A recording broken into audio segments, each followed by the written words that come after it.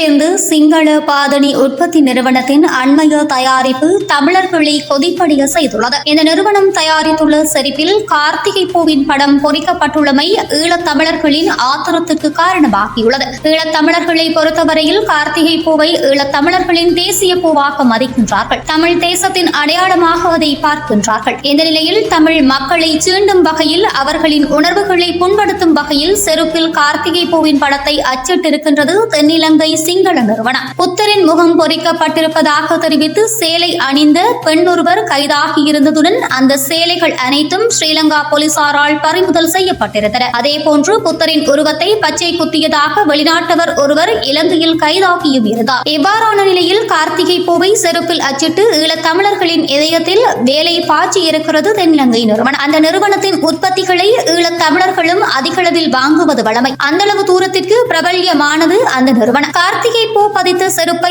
வெள்ளவத்தையில் உள்ள அதன் காட்சியறையில் அந்த நிறுவனம் காட்சிப்படுத்தியுள்ளது. இதனை பார்வையிட்ட சிலர் ஒளிப்படம் எடுத்து சமூக வலைதளங்களில் பதிவிட்டுள்ளனர். இதனையடுத்து கார்த்திகை பூ படம் பொறித்த செருப்பு உற்பத்திகளை மேற்படி சிங்கள நிறுவனம் மீளப் பெற வேண்டும் என்ற கோரிக்கைகள் வலுவாக எழத் தொடங்கியுள்ளன. ஈழத்தமிழர்களின் நினைவேந்தல்களை குழப்பி அடித்து நினைவேந்தல் குறியீடான முள்ளிவாய்க்கால் கஞ்சி வழங்கலை தடுத்து அட்டகாசம் புரிந்து ஈழத்தமிழர் மனதை நோகடித்து ஒரு வாரம் கூட ஆகவில்லை. அதற்கிடையில் ஈழத்தமிழர்களின் ஆன்மாவில் பெரும் துயரை ஏற்படுத்த மிக கீழ்த்தரமான முறையில் செருப்பில் கார்த்திகை பூவை பதிப்பித்து வெளியிட்டிருக்கின்றனர். ஈழத்தமிழர்கள் இந்த விடயத்தில் பரவலாக எதிர்ப்பு தெரிவிக்க தொடங்கி இருப்பதால் மேற்படி நிறுவனம் இதை மீள பெற்றுக் கொள்ளுமா என்ற கேள்வி எழுந்துள்ளது. அத்துடன் ஈழத்தமிழர்கள் சிவப்பு மஞ்சள் கொடிகளை காட்டினாலே பாய்ந்து விழுந்து அதை தடுக்கும் ஸ்ரீலங்கா போலீசார் இதை கண்டும் காணாமலும் இருப்பது ஏன் என மக்கள் கேள்வி எழுப்பியுள்ளனர்.